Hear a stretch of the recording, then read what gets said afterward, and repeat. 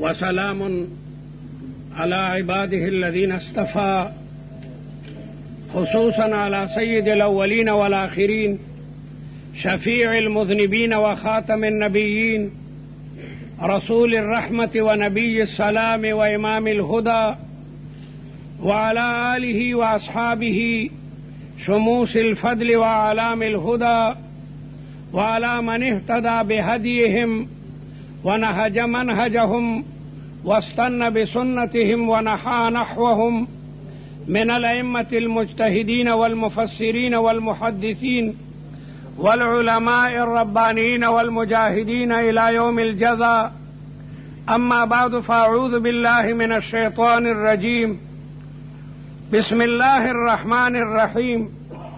يا أيها الناس اتقوا ربكم الذي خلقكم من نفس واحدة وخلق منها زوجها وبث منهما رجالا كثيرا ونساء، واتقوا الله الذي تساءلون به والأرحام إن الله كان عليكم رقيبا. قال النبي صلى الله عليه وسلم: يا معشر الشباب من استطاع منكم الباءة فليتزوج فإنه أغض للبصر وأحسن للفرج، ومن لم يستطع فليصم فإن الصوم له وجاء، أو كما قال النبي صلى الله عليه وسلم. زما قابل صد احترام علماء کرامو، دا قرآن پاک حفاظو او دا قرآت او دا تجوید اساتذو او زما دا اسلام درنو خوگو مشرانو ورونو، دا محترم مکرم قاری انارگل سے دامت برکاتهم دا صاحب زادہ دا نکاح دا مبارک تقریب دے دی پکی دایو مذہبی و تبلیغی اجتماع منعقد اکڑلا او دا دیر دا سعادت خبر دا چیو سڑے وادو خادی دا قرآن پاک او دا حدیث مصطفیٰ پا چوکاٹ کے دن نہ کئی. وعدہ دا سنت دے او پا بعض حالاتو کے واجب دے، نو دا سنت او دا واجب تا ادا کولو سرا دا جماعت او دا محافل دا مناسبی. بعض خلق پا ودنو کی ڈم راولی، ڈمان راولی، گانا بجانوی، دا سنت و توہین دے. دا دی مثال بالکل دا سی دے لکے سڑے دا سار دو رکعت سنت کئی او ڈمی توی شابا گڑی گا، ڈم توی شابا ڈول غگو، سرنا و سرود غگوا. نو نکاح دا سنت تا. پیغمبر علیہ الصلوۃ والسلام فرمائی: النکاح من سنتی فمن رغب عن سنتی فلیس منی. روایاتو کرا دی النکاح من سنن المرسلین. تمام پیغمبرانو ودونه کړي ما سوا د یحیی علیہ السلام نه، چې دا داغه د پاره صفت ته سیدا وحصورا، باوجود د طاقت او د قوت نه دا داغه د پاره صفت ته، لیکن د نور د پاره صفت هغه واده ده. تاسو الحمدلله علماء کرام موجود دي او زیات ز خپل ورونو ته خطاب کوم. علما خو علما دي، لیکن طالبانو د فقه په کتابونو کې ویلي دي چې النکاح سنت وعند الطوقان واجب. نکاح سنت ته د هغه طالب علم د پاره کده واده نم کوي نو خیالات درست دي، د ګناه نه به الله تعالی بچ کوي، د پاره واده سنت ده. او که یو طالب یریږي په ګناه، کله واده نه کوم اسنه چرته ګناه کې واقع نشم، نو هغه باندې واجب او فرض دی. ځکه د ګناه نه ځان ساتل دا لازمی دی. نو نکاح په عامو حالاتو کې سنت ده، او چې یو سړی طاقتور دی د ګناه نه یریږي نو هغه باندې بیا واجبه ده. پیغمبر علیہ الصلوۃ والسلام ځکه فرمایي چې ځوانانو وادو کوي، چې دا واده طاقت لرئ نو وادو کوي. دا واده په وجه باندې نظر پاکیزه شي، او حیا بده په خپل ځای باندې باقی وي. فانه اغض للبصر، دا د نظر د ښکته کولو دپاره علاج دی. اجنبیاتو ته به نه ګوري او شرمګاه به محفوظي. او چې د واده طاقت نه لري غریبي، نو رسول الله مبارک فرمایي دی د روژه نیسي. روژه کې هم دا کمال دی چې انسان هغه د ګناهونو نه بچ کوي. نو واده دا سنت یا واجب دی، دا اختلافي مسله ده. که یو طالب واده نه کوي، بالکل واده ته اړو خیال هم نشته. د بعضې کسانو مزاج بالکل یخي، واده طرف ته اړو رغبت نه وي، دې سړي ته واده ښه دی او که نفل ښه دی. د امام شافعي رحمت الله علیه وایي دته نفل ښه دی. نفل عبادت ده او نکاح خو یو عقد ده د عقودونه، لکه بازار کې یو سړی سودا کوي، عقد هغې ته وایي چې هغه د دو تنو په منځ کې په ایجاب او قبول باندې موقوف وي. هلکه دا کتاب په 10 روپۍ خرڅوم، هغه بل وایي زه یې علمه.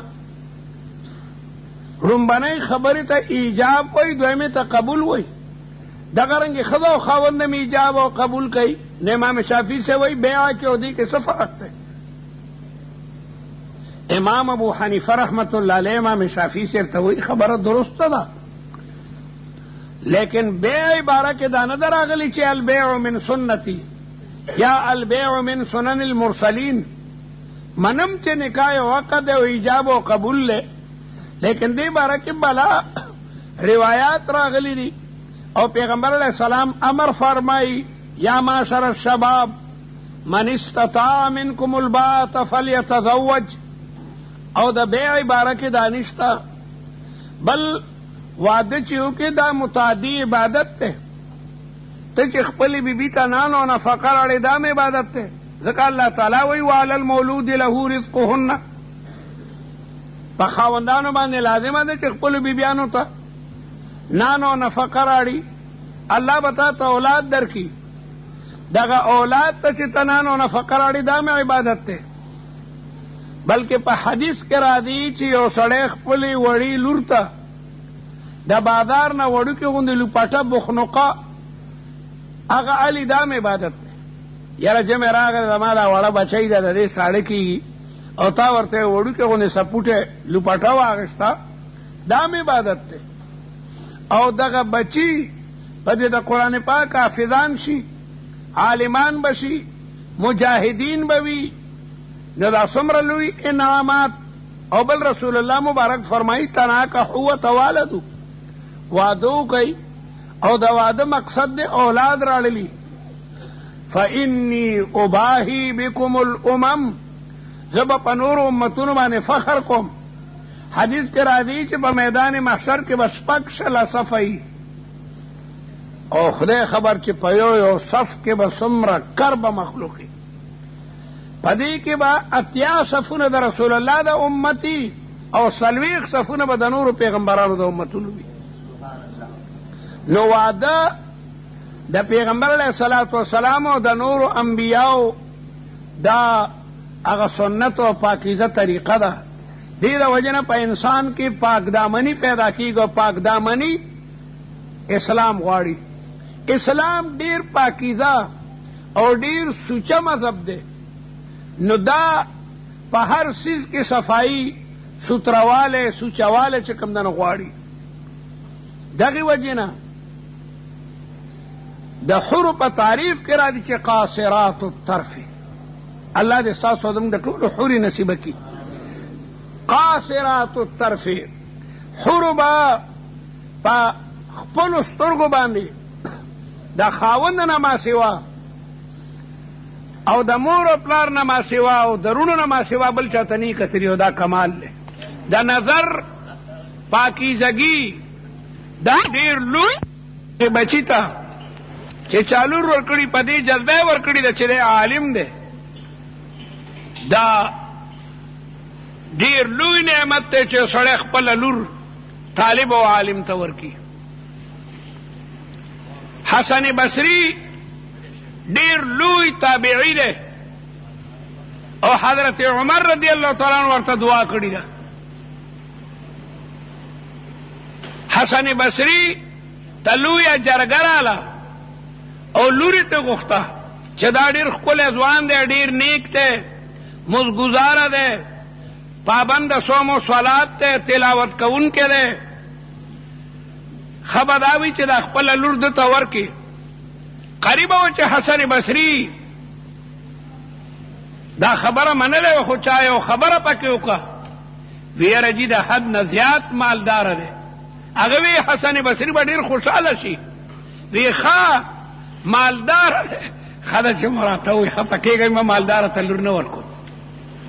خلک هغې سړي ته غوسه شو، د عالمه شوی کار دی خراب کو، دا دې پکې لا څه خبره وکړه.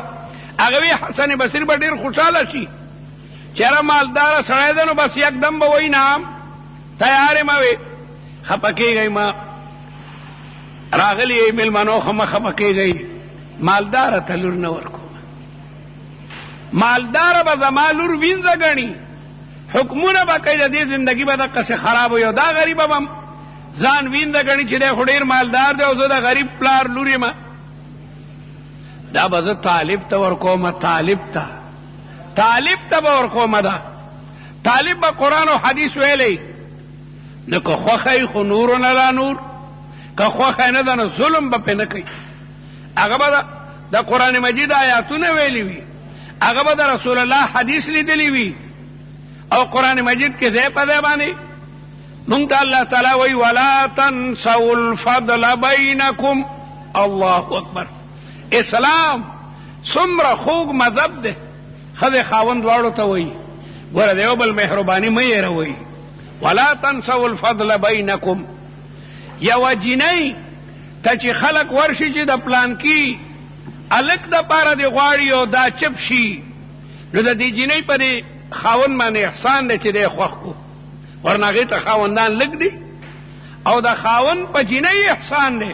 جینکۍ نورې لږې وي چې دا یې منتخبه که نو د خاوند انتخاب د زوجي او د زوجي انتخاب د خاوند دا د یو بل سره احسان دی.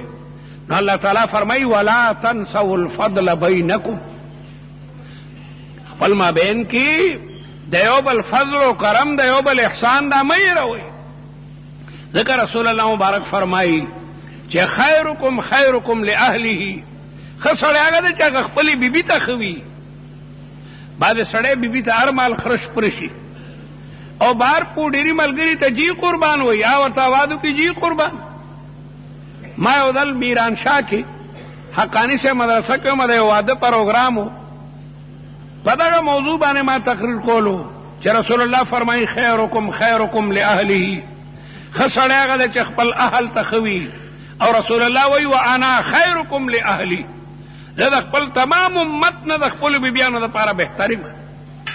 روایاتو کې راځي حتی لقمة تجعل فی امرأتک، چې یو سړی یو نوړی خپلې بیبي ته په خوله کې ورکړي دا عبادت دی. یو طالب راته سهار وایي یاره جي تا تقریر کې چې کښېنم نو ډکې مې راشي چې دا ځل کور ته ورشم نو د ښځې به ډېر قدر کومه، خو ډېر سپېرې یم چې ورشم نو لومبۍ جګړه خپلې ښځې سره کوم. مې ته ډېر ظالم یې، اوچته لګیا دی جګړې کې. او یو قاري پکې ناست وی دا ځل خو به که خیر دی په دې حدیث عمل کوم حتی لقمة تجعل فی امرأتک، په دې هم ثواب میلاویږي. نو ما دا عرض کولو چې واده په نعمتونو کې لوی نعمت ده، لیکن لور خور دی نیک سړي ته ورکه. که اسم دی چې کم از کم تبلیغ کې خو یې سوره دې تېرې کړي که نه، ابه د قرآن او حدیث د احکامو نه خبري. خاص کر هغه سړو ته زه ویم زموږ کلي کې د جینکو د 3 مدرسې دي نو کله نه کله ما بوځي، د هغې ما نه بیا خفه مي. زه ورته یم تاسو ته چا ویلي دي چې په دغه لوڼو قرآن مجید یادوئ؟ چا درته ویلي؟ د دین مسلې پې زده کوئ. چا تاسو ته ویلي چې په لوڼو قرآن مجید زده کوئ؟ او چې نه زده کوئ ښه کار دی، ډېر ښه کار دی چې سړی خپله لور، لیکن چې لور مو قرآن مجید یاد کو نو بیا دارالعلوم حقانیه ته خط رالیږئ چې زما لور حافظه شوې ده ورته یو ښه حافظ وګوره، یو ښه عالم ورته وګوره. مې په دې خپه کېږئ ما په لور دومره محنت وکړې، هغه غریبه 6 کاله 7 کاله قرآن مجید یاد کړي او بیا ډریور ته ورکړي او غاړو موز نه کوي. زموږ کلي کې داسې شوي دي، ډریور ته ورکړه، زمیندار ته ورکړه، غاړو موز نه کوي. د جینۍ هغه یاد شوی قرآن مجید د هغې نه هېر شي. نو قرآن ورته متوجه دی، ومن اعرض عن ذکري فإن له معیشة ضنکا. چا چې د ما د کتاب او د دغه ذکر نه مخ واړولو، یاد شوی قرآن مجید عمدن هېر کړو، هغه دپاره ډېر لوی جرم دی. یو خدا د سړی ناجوړه شو، بیماره شو، حافظه کمزوري شو، هغه بېله ده. لیکن یو جینۍ چې قرآن مجید یاد کړو هغه بیا دور نه کوي. قرآن چرته چې کوم نه یادېږي. نو حسن بصري هغې سړي ته تا ته د خدای جزای خیر درکړي، ښه ده چې دې دا خبره بیان کا، زه به خپله لور طالب علم ته ورکومه. سعید ابن المسیب پیژنئ څوک دی؟ دا ډېر لوی تابعي دی.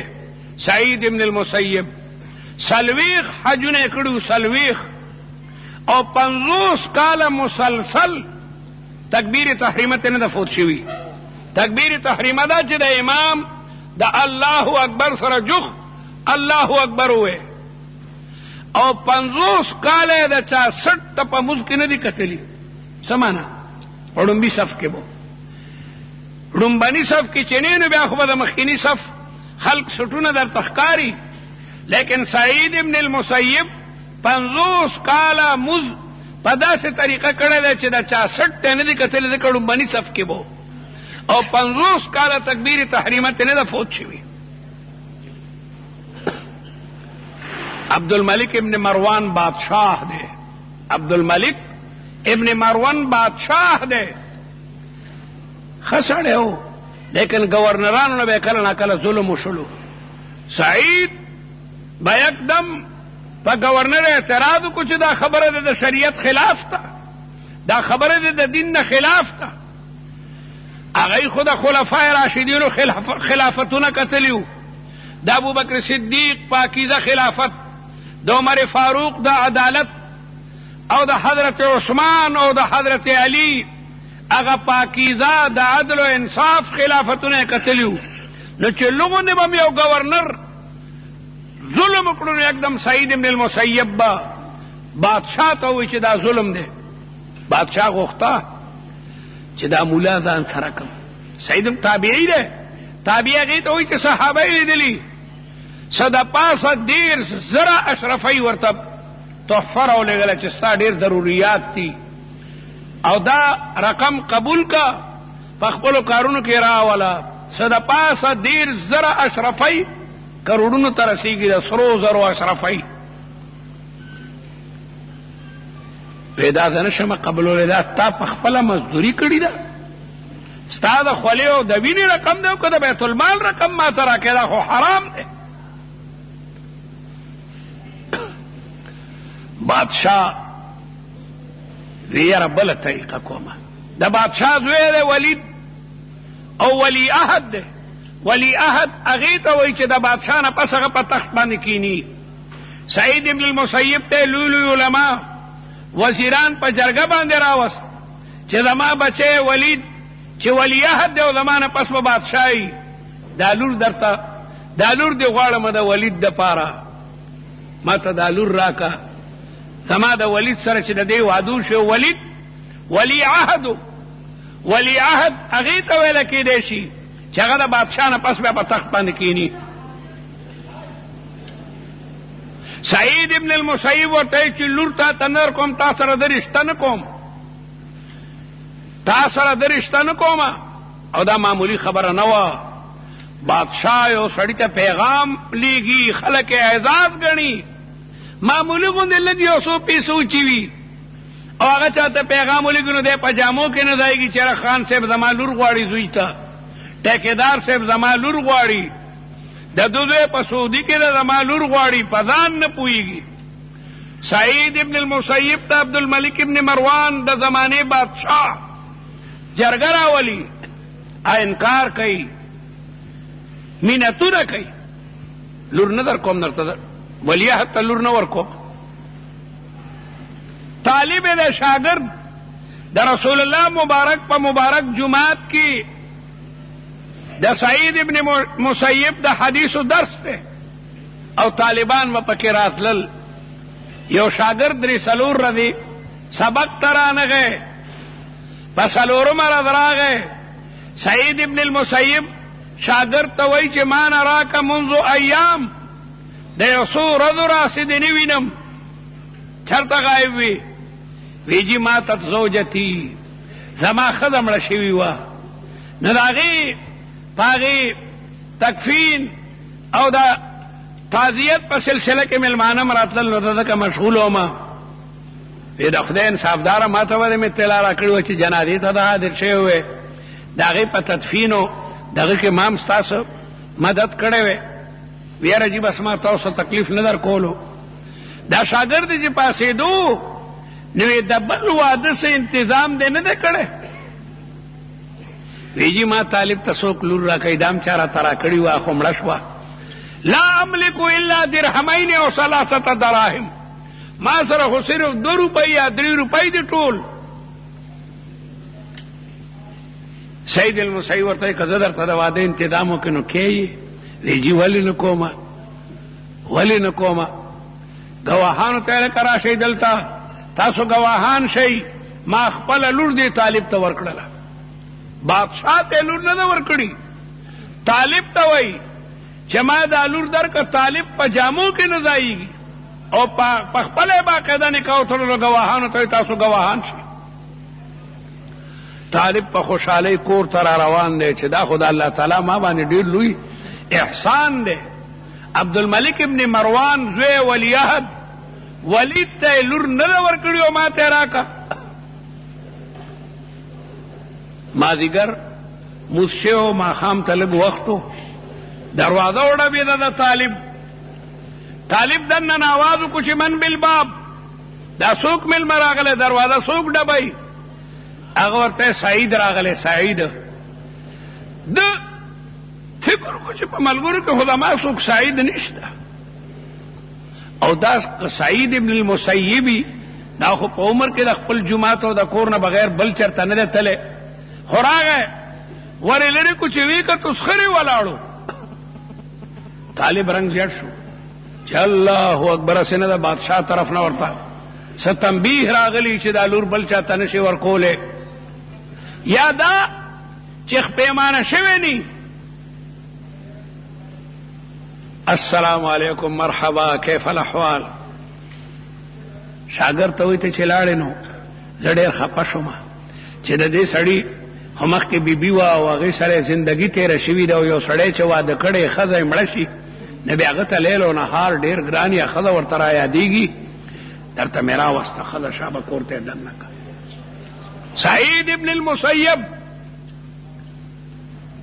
داسې بزرګانو.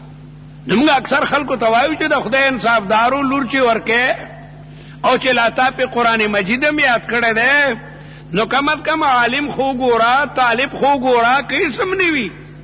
یو داسې سړي ته خو ورکړه چې مزګزار خو یې که نه. لکه ستا بچی قرآن مجید یاد کړی دی، نو دا خاوند به که اسم نه نو قرآن مجید به یې نیولی، نو هغه خپله ښځه به ورته قرآن مجید خو اورئ که نه. قرآن مجید خو بغیر د دور نه یاد نه پاتې کېږي. نو ما دا عرض کولو چې محترم قاری انارګل صاحب دغه صاحب زاده ته چې چا لور ورکړي دا چې کوم خوش قسمته دی. د طالبانو او د علماو سره د هغې خلکو مینه وه، نو هغوی به د ټولو نه زیات فوقیت چې کوم هغه دې ته ورکولو. دې ته به یې کتل چې دا سړی دینداره دی، دا سړی نیک دی، او هلک به مغه دی کې واده کولو چې جینۍ هغه نیک او دینداره وي. د دینداري جینکو د متقیانو جینکو ډېر لوی اثر وي. هغې نه چې کوم اولاد پیدا کېږي هغه پاکیزه اولادي، هغې نه بیا اولیاء الله چې کوم نه جوړېږي.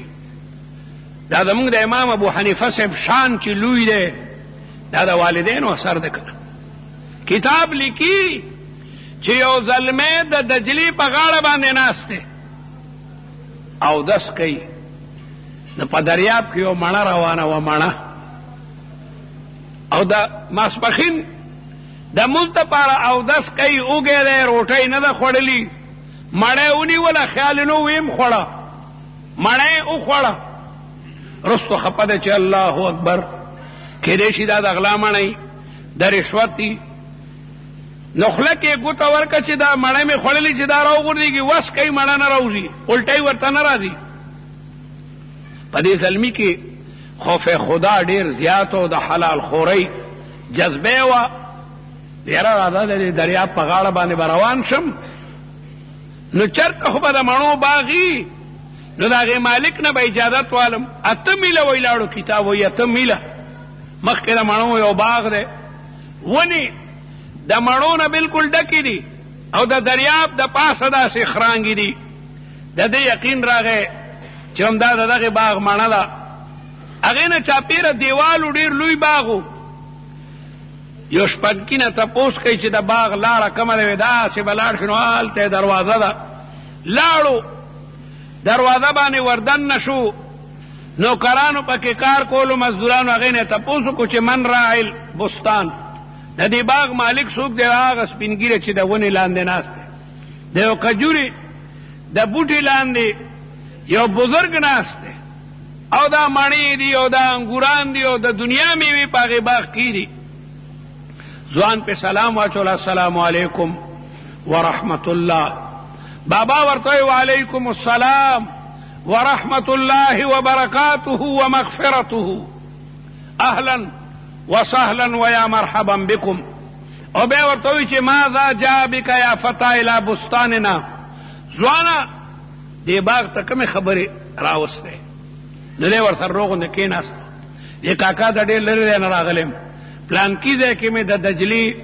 په دې اوبو اودس کولو یو مڼه را روانه وه او زه وږی وم ما هغه وخوړه وروستو پې نادمه شوم چې دا د غلا نه وي د رشوت نه وي را روان شوم نو ستا دې باغ ته راورسېدم ډېر لرې نه راغلی یم کاکا دا مڼه ستا د باغ معلومیږي ما ته وبخه بابا وی بچیا خبره خو دې بالکل ټیک ده زما د دې باغ نه ما سوا د ترکو سرحداتو پورې ورشه د دجلې په غاړه باندې بله داسې د مڼو باغ نشته دا زما د باغ مڼه ده او واقع تا ډېر تکلیف کړی دی خو یو خبره ده که زما د لور سره نکاح کې نو مڼه درته هلته هله بخم خو زما لور په سترګو ړنده ده په غوږونو کړه ده او په ژبه ګونګۍ ده دا 3 خبرې پکې دي ځوان انتهایی پریشانه شو چې یک خدایا یک نشد دو شد زه د یو خبرې دپاره راغلی په بل مصیبت میړی د یو سړي خدا تمنای چې خدای ما ته ښکلې بیبي راکړي چې خشته خبرې کوي ښې سترګې وي معمولي رو خبره مغه اوري حیرانه دی بابا ما ته به لږ مهلت رانه کړي په باغ کې کېناستو او تفکر او تدبر کوي چېره تمام عمر به زه د دغې ښځې خدمت کومه صم بکم عمي که دې 3 واړو خبرو کې یو مې سترګې روغې نو بیا هم لا څه خبره ده یا په غوږونو اوري بیا هم لا څه خبره ده دا خو د غوښې یو لویه بوساړه به خوراک هم ورته ورکوه خدمت هم کوه لیکن تقوا یې دومره زیاته وه چې خیر دی دا د دنیا 80 کاله به تیر شو خدای یو بیبي خدمت به وکړم که نه بابا ما ته منظوره ده بابا ډېر خوشحاله شو او د واده انتظام وشو خپلوانو ته وی چې ما لور یو زلمي ته ورکړې ده خیر اوږدې کیسې دي د شپې نه ده ته بهترین کور ورکړی چې دا ستا کور دی ښه دا ستا کور دی او جامې هم ورته ورکړې او د واده تمام انتظام هغې مشر سپینګیري وکړو او دی په هغه کمره کې ناست دی او د نفلو نیت یې تړلی واستعینو بالصبر والصلاه د الله نه مدد طلب کوي په صبر او په مز هلته مشرانو ښځو ناوي راوسته طریقه ده چې ناوي نیکې بیبیانې د لاس نه ونیسي او دعا هم ورته کوي چې خدای پاک دې ستا او ستا د خاوند په منځ کې مینه او محبت پیدا کړي المؤمنین هم وایي چې زم باقاعده مشرانو ښځو راوستم د رسول الله مبارک هغې محل او کمرې ته هغه بیا لاړې شي چې دا د کور دی او زه وردن نشه دغه ځوان چې د کم ځای نه د یو مڼې دپاره سفر کړی دی په مصله ناست دی او د الله تعالی نه مدد طلب کوي چې خدای زما ازدواجي زندگی دا په ما باندې په اسانه باندې تېره کړي. دروازه کې کشار یې واورېدو، بې اختیار یې ورته وکتل چې یاره وګوره د خپلې ناوې ته سر خو راته ویلي چې ویې کتل نو د ښځې سترګې بلکل روغې وې او حسینه او جمیله وه. د لږ په غور ورته وکتل چې یاره دا سترګې ړندې دي او کاسې ماته روغې ښکاري. یقین راغی چې دا سترګې خو یې روغې دي نو یکدم نظر بل ته ورته په چغو چغو یې وجړل، په جړا شو. ناوی دروازه کې دغسې ولاړه ده چې عجیبه خاوند راته پلار وکتو، زما په لیدو لګیا دی جاړي. خاوندان خو من غټېږي چې ناوی وګوري. داسې لاړه پلار ته چې چاته دې واده کړي یم. چې راغی نو دی په چغو چغو جاړي، سخرې شا طرف ته ولاړ دی، په موټې ورته لاس کېښو چې ولې جاړي. دی غږ نه کوي، وایي نه ډېره یو اجنبیې ته مې وکتل. دروازه کې کشاره شو نو ما یې جوړه زما ناوی ده. اما چې غور وکړو نو هغه بله وه، وی د خدای انصافداره دغه ستا بیبي ده. نو د 2 رکعاتو نفل نیت یې وتړلو چې الله اکبر، زما بیبي خو ډېر حسین او جمیل. بابا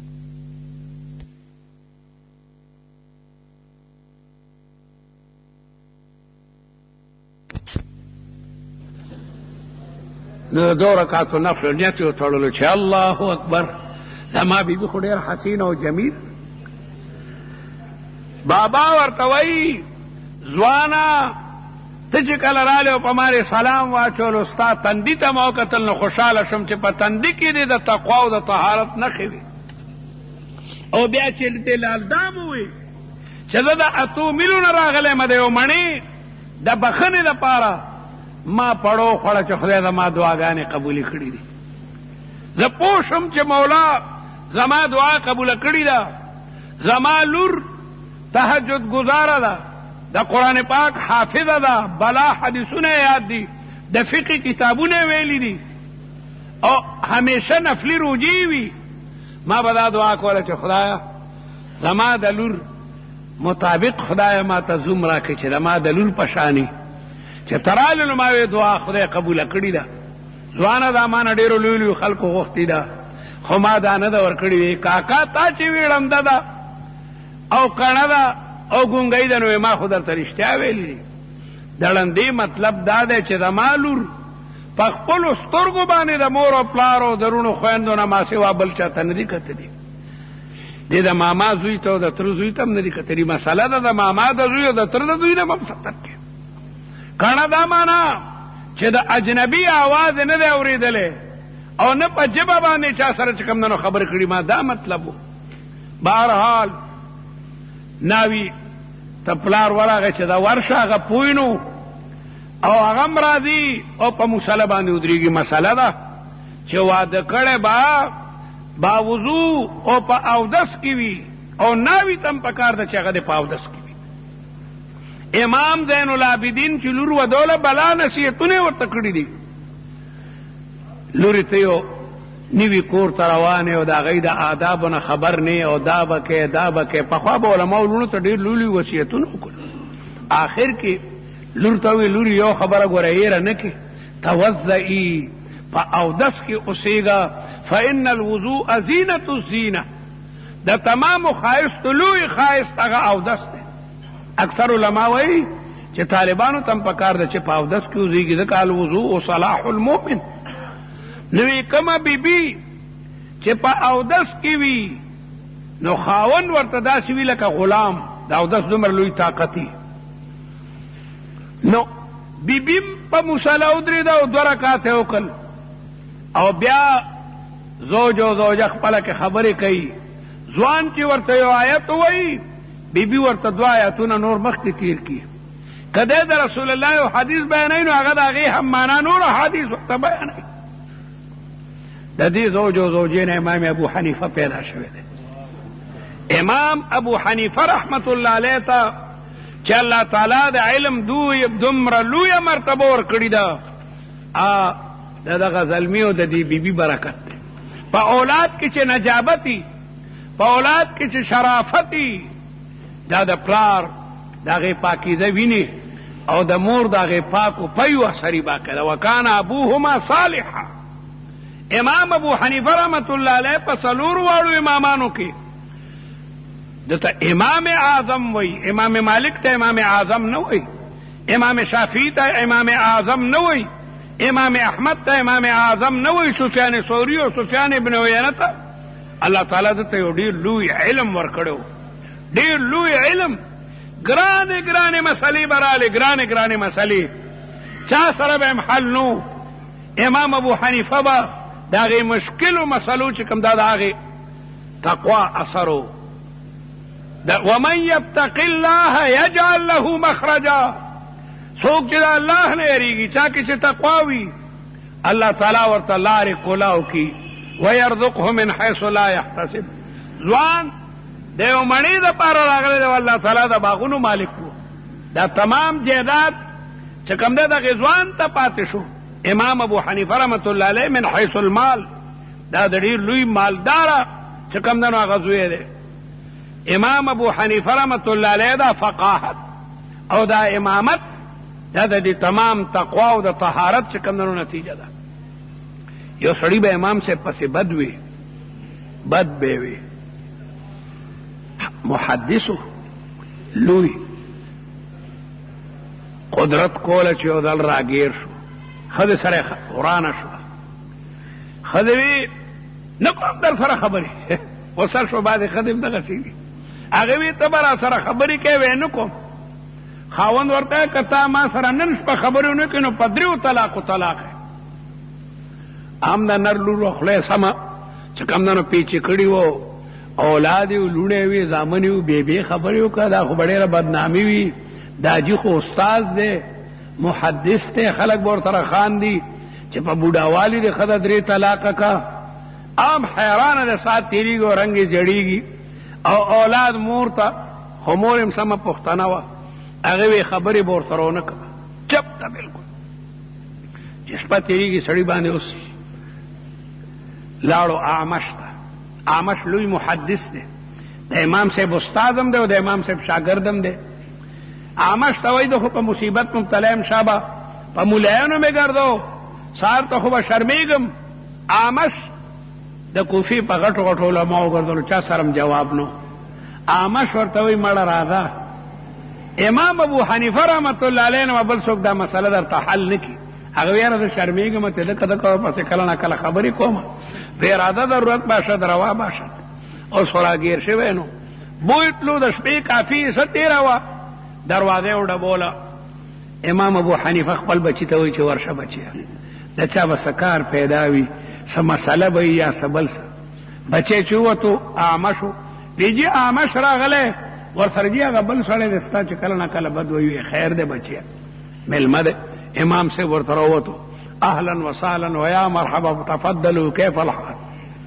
اعمش ورته وایي جي کیسه داسې ده، غریب نه دا خبره شوې ده او ښځې ورته ویلي چې تا سره به زه په دې شپه کې خبرې ونه کړم. ده ورته که دې ونه کړې نو را باندې په دریو طلاق او جي په مولیانو ګرځوي. ابشر زیره قبول کوي، مسله اسانه ده. دوکه د خپل جماعت مؤذن راوله، اسړی په منډه منډه دی مؤذن پاسې چې امام اعظم درته نارې وي. مؤذن راغی، امام ابو حنیفه رحمت الله علیه مؤذن ته وایي بچیا نن د سحر اذان د خپل ټیم نه نیمه ګنټه مخکې وکړه، او دا جایز دي. علما ناست دي، اختلافي مسله د ترمذی شریف کې چې آیا د سحر اذان که سړی قبل از وقت وکړي نو دا جایز دي. بعد وایي نیمه شپه کې وکړه، بعد وایي پېشمني کې وکړه. چا خو مؤذن ته ډېره اسانه کړي، دلته به نه کوي، ګوره خلک به دې وډبوي. دا مسله ده. ماسوتن مونځ وکړه او چې دې ښځه مړې د سهار اذان وکړه بیا خاموشه خوب کړه. مسله ده دا یو، لیکن په دې علاقو کې معمول بها نه ده. نو امام صاحب مؤذن ته وایي نن به د ټیم نه نیمه ګنټه مخکې اذان کې، چې صبح صادق ته لا نیمه ګنټه پاتې، هغه هم د امام صاحب حکم نه خو سرتابي نه شو کولی. اذان یې وکړو قبل از وقت او ده ته یې ویل کور ته داخل شه. دی چې کور ته داخل شو ښځې وی الحمدلله الذي اخرجني من عقد نکاحک، شکر دی الله تعالی ستا د نکاح نه وویست. ویني وتی شپه لا نیمه ګنټه پاتې ښځې او خاوند باقاعده.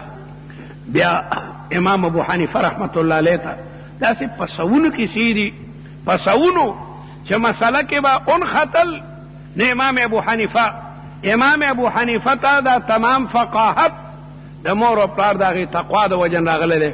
وعلى كل حال ما دا عرض کولو چې واده د نبی کریم صلی الله علیه وسلم او د تمامو پیغمبرانو سنت ته.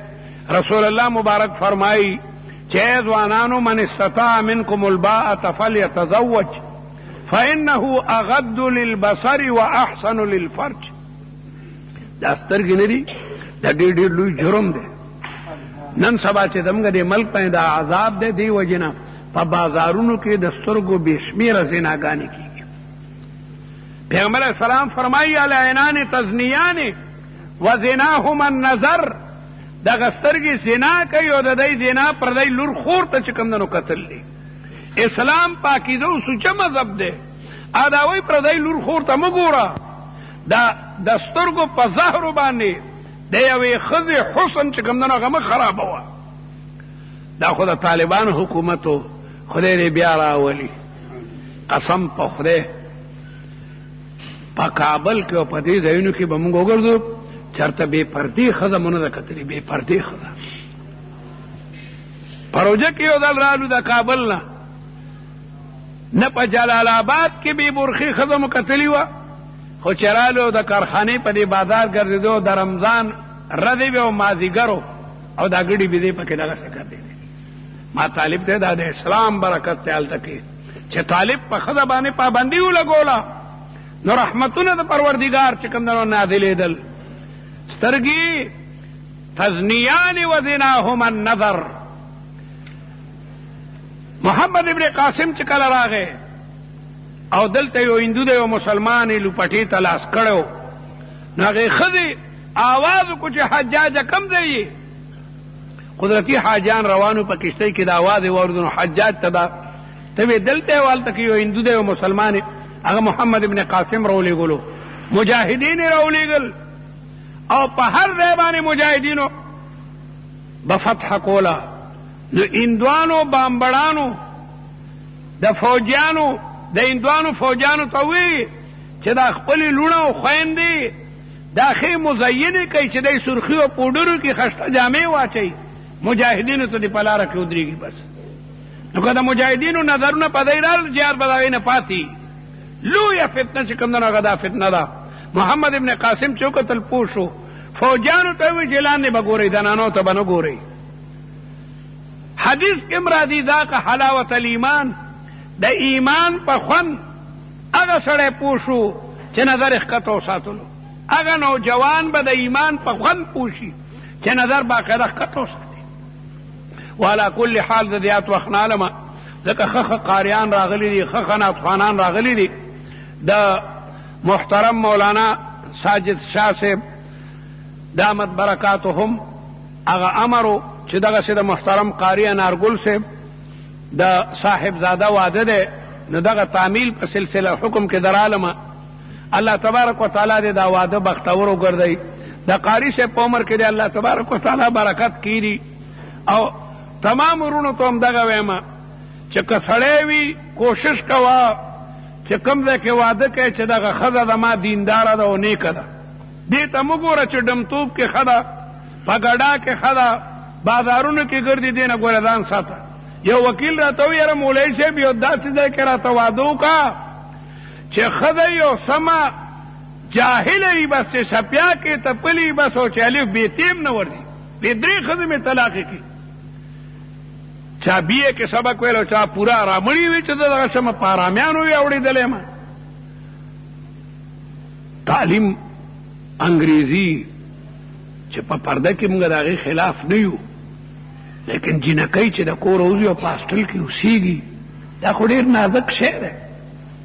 یو ډاکټر زموږ کلي کې دی، مخکې نه واده کړی دی، بلې ښځې ډاکټرې سره واده کړی، مجسټریټ په مخکې ما ته راغی چیرې چې موږ خو یو کار کړی زه واده کړی ما لیکن ما بله دا ډاکټر او هغه هم راوستي وه ځکه وی زه دا عیب ګڼم ډېر دیندار و چې زه ښځه ګورم دا ما ته خوند نه راکوي چې بیمار را شوم ما ښځه ګوري او زه به سړي ګورم په دې جذبه یې کړی خو د خدای انصافدار و مور او پلار ته ویلو نو مالکه دا خبره پټه کوي دا خبره مه کوئ زه به لاړ شم د جینۍ تره ته پلار ته او دا به درته وغواړم دا اړو څرګندوئ مه چې موږ د مجسټریټ په مخ کې نکاح تړلې ده دا مه څرګندوئ تره ته یې ورالم چې دغسې پلانکې ډاکټر ستا رویره غواړي اوه زما د رویرې دومره تعلیم دی او د هغه دومره تعلیم دی خیر ما ورته لکه ښه سړی دی قابل سړی دی دا دی پلار ته یې راوړم هغه آسمان ته ختو را ختو خبر نو چې کیسه څه شوي ده خیر نه کېده خبره نو جینۍ ورته ووی چې ما مخکې نه نکاح تړلې ده تاسو څه وایې زه ورالم ما خو در باندې پرده راوسته خو تاسو نخرې کولې مې چې یو جینۍ کالج ته ولېږه په هاسټل کې اوسېږي بیا پرېږدې چې په خپله خوښه څوک کوي جینۍ چې دې ولېږله هغه په لاره شل هلکان ورته شپېلی وایي څوک ورته څه وایي څوک ورته په لاهور کې اخبار کې مې کتل چې یوه جینۍ په ټانګه کې سوره ده او خپل رور ورپسې باقاعده سیکل لګولی دی ورته ګانې وایي او سترګه ورته وایي او هغه خور ده او ده ته دا پته نشته هغه هم حیران ده چې دا په څه عذاب زه مبتلا شم خو چې ډېر د نخرې شروع کړې هغه ورته دا نقاب لرې کوه مخ چې هلک د شرمه د وجې نه سړک باندې را پرېوته موټر پرې راغی او چیخړي دې درجې ته معاشره رسېدلې ده ګورې او رس تره ده لګیا ده بې حیي چې کوم نه خورېږي دې وجې نه په لوڼو باندې تعلیم مه کوئ انګریزي تعلیم په لور مه کوه مې لېږه الف به ته دې نه زده کوي بس قرآن مجید ورته په خپل کور کې خو یو څو مسلې ورته وښایي زما ماما وایي ښه ده چې مولا شي دا ډېره چطه شي په لارو کې چې بیا په کالجونو کې هم ګرځي دا ټولې فتنې او فسادات د دې د نن سبا به حیرانه شي چې په کور نه بارو دی دا تمامې جینکۍ چې کالج ته ځي دقسې ولاړي بې حیا انداز کې بې حیا انداز کې زما وروڼو ډېره د فتنو زمانه ده ډېره د فتنو نو زه زیات نه ویم دغه درته وایم چې لوڼو مړو باندې تعلیم مه کوئ زموږ کلي کې ډېرې تعلیم یافته جینکۍ په کورونو کې زړې شوې ما خلک بوځي یاره پلانکۍ راته وغواړه پلار یې وایي نه شو ورکولی په دې ما تعلیم کړی دی چې واده یې کوم خو ټوله تنخوا به یې خاوندلي د 30 کالو ښځې د 40 دغسې په کورونو کې بیا څوک یې کوي دې وجې نه مور او پلار یې نه ورکوي چې دا خو که زه ودومه نو بیا به مونږ ته تنخوا نه میلاوېږي وعلى كل حال الله تبارک وتعالی دې ستاسو او زموږ د ټولو دنیا عقبه ښه کړي الله تعالی دې د ځوانانو او د ځوانانو جینکو خدای حیا او پرده نصیبه کړي د الحاد او د زندقي او لوی سیلاب را روان دی لوی سیلاب امریکا ډیر په تیزۍ سره کفري طاقتونه ډیر په تیزۍ سره او زموږ حاکمان هم ورسره ښه زبردست ملاتړ کوي هغه مسلمانانو کې پاتې شوی لغونې غیرت او ایمان دا هم لګیا دی ختمول غواړي دا ټي وي او دا وي سي آرونه مفتی رشید احمد صاحب سره ملاقات ته تللی نو په هغه ورځ یو ورځ تقریر کولی ما ته یې خط راغلی دی خط په دې راغلی دی چې یو سړی ټي وي ته ناست دی لور ورسره ده او مجبوره شوی دی لور سره یې زینا چې قاریان ممي هغوی به باقاعده تقاریر کوي نعتونه به وایي خدای پاک ته د دې قراو په علومو کې برکت کړي یا رب العالمین د دې اساتذه او طلبا چې کوم راغلي دي د ټولو د دنیا عقبه سعادتونه نصیبه کړي او دا واده د جانبینو د عزتونو د خوشحالو د مسرتونو باعث وګرځي او د قاری صاحب په عمر کې برکت کړي او د دې بچو نه د علم هغه خدمات یا رب العالمین خواره کړي اللهم بارک لهما في هذا الزواج وبارك عليهما واجعل هذا الزواج يا رب العالمين سببا للمسرات وللأفراح وللمجد والشرف يا رب العالمين ارحم على أمة محمد صلى الله عليه وسلم اللهم أيد عبادك المجاهدين أينما كانوا اللهم أيدهم واحفظهم ورعهم وقو شوكتهم. اللهم أهلك الكفرة والمشركين أعداءك أعداء الإسلام والمسلمين. اللهم شتت شملهم وفرق جمعهم وخرب بنيانهم ودمر ديارهم. اللهم مزقهم كل ممزق. اللهم أرنا فيهم عجائب قدرتك وخذ مغداديد مقتدر. وصلى الله تعالى على أشرف رسله وخاتم أنبيائه وعلى آله وأصحابه أجمعين الطيبين الطاهرين برحمتك. बतासुला नासिर खान इस्लामी cassette house, बैरून कचहरी गेट, अशरफ रोड, सराय फकीर खान, पेखौर खार की द नासिर खान सरा हर साथ मिलावीगी. रब्बुल आलमीन व रहमतुल लिल आलमीन हुई. रसूलुल्लाह मुबारक फरमाई इन्नमा अना रहमतुन मुहदात. द खुदे द तरफ न द रहमत यो तोहफा और यो हदिये मा. द रसूलुल्लाह मुबारक ډیر لوی ذات دی او په امت باندې ډیر لوی احسان دی. مونږ چې دا درود وایو دا د رسول الله د احسانات شکریه ده. من لم یشکر الناس لم یشکر الله. څوک چې د انسان د احسانات شکریه نه ادا کوي دی به رب العالمین جل جلاله د لوی نعمتونو شکریه څنګه ادا کوي. رسول الله مبارک افضل ترین کائنات تے، اجمل ترین موجودات تے. رسول اللہ مبارک تا رب العالمین ډیر لوی شان ورکړی دی. رب العالمین جل جلالہ دی تمام دنیا تا قلیل وی. دا تمام دنیا دا آسمانونا دا ازمکی دا مشرق و مغرب او دا شمال او جنوب دا تمام خزائن و دفائن دا تمام کائنات دیتا دنیا ہوئی. رب العالمین جل جلالہ فرمائی قل متاع الدنیا قلیل. اے زما خوگا پیغمبرہ دے خلقو تو آیا چھ دا تمام سامان دنیا قلیل لے. اللہ تعالیٰ دے تمام دنیا تا قلیل ہوئی. لیکن دا رسول اللہ مبارکو اخلاق تا قرآن انک لعلی خلق عظیم. دا رسول اللہ مبارک اخلاق تا اللہ تعالی عظیم ہوئی. انک لعلی خلق عظیم. تا دلوی عظیم و اخلاق و مالکی.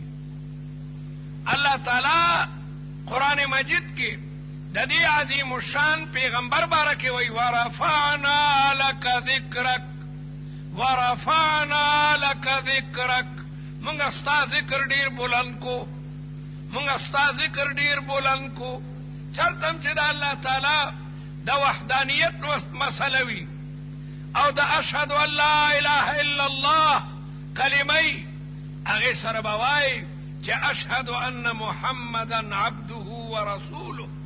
مؤذن روزانه په پنځو اذانونو کې دا اللہ تعالی دا وحدانیت شهادت ورکي. نو ورپسې دا رسول الله مبارک دا رسالت شهادت ورکي. مؤذن که اشهد ان لا اله الا الله وی نو ورپسې اشهد ان محمد رسول الله. ام المؤمنین حضرت عائشہ رضی اللہ تعالی عنہ تپوس شو چې کیف کان خلق النبی صلی الله علیه وسلم دا پیغمبر علیہ السلام مبارک اخلاق څنګه وی کان خلقه القرآن. پیغمبر علیہ السلام دا قرآن مجید زندہ تفسیرو. قرآن مجید چې څه ویلي دي دا رسول الله تمام عملی زندگی دا قرآن مجید چې کوم دنو تفسیر. دا رسول الله مبارک سره دا صحابه دا حد نه زیاته مینه وه. ستاسو زما مینه صرف د جبې ده دړه نه ده. د صحابه مینه د رسول الله مبارک سره د زړه وه.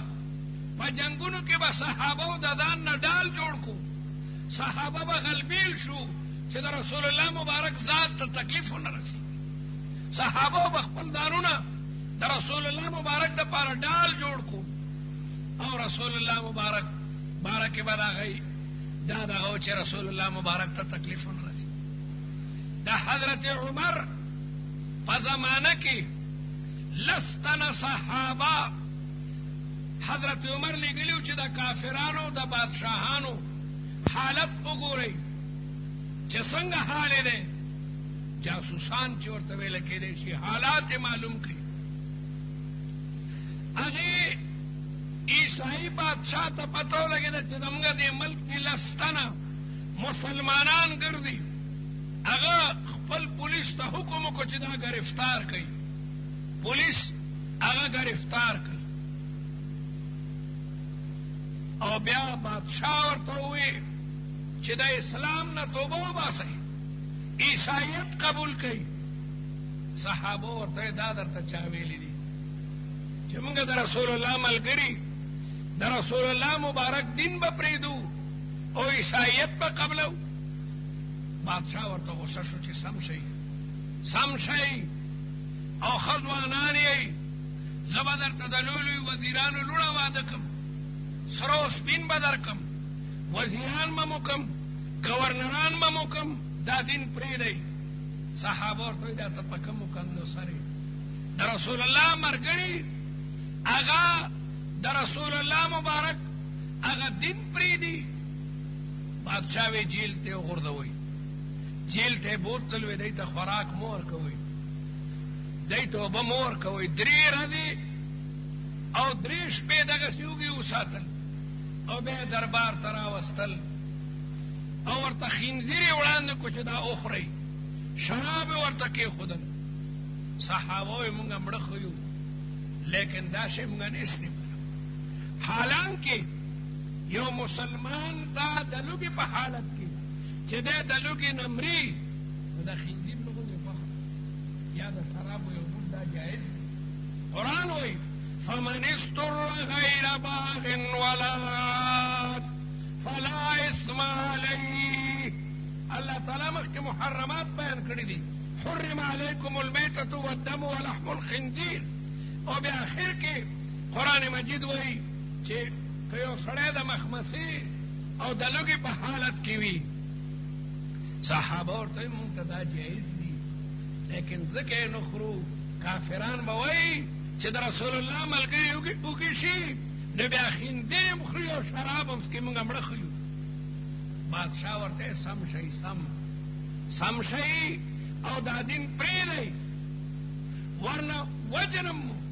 هغوی وی مرګ راته قبول دی لیکن د رسول الله مبارک دین پرېښودل، د رسول الله د رسالت نه انکار کول دا چرې هم نشي کېدی. بادشاہ حکم وکړو چې په یو لوی کړهي کې د شړشمو تیل واچوئ او د هغې لاندې اور بل کړئ.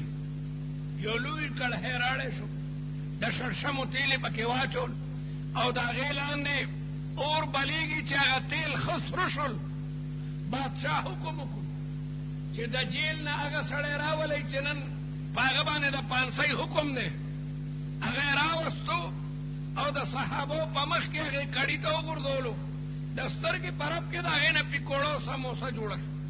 هغه سړی بلکل ریت شو. صحابو ته دام ستاسو هم دا انجام دی، که تاسو دا دین هغه نه پرېږدئ سوځوم مو دغسې لکه دا سړی مو چې وسوځولو. آیا صحابي ورته وایي چې دا ممکنه نه ده، مونږ به ایره شو، زمونږ د ایرې نه به هم د لا اله الا الله محمد رسول الله آواز راوځي.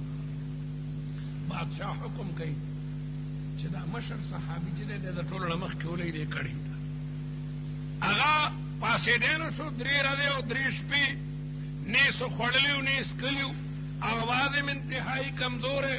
پولیس اوچت کو نو ده وجړل.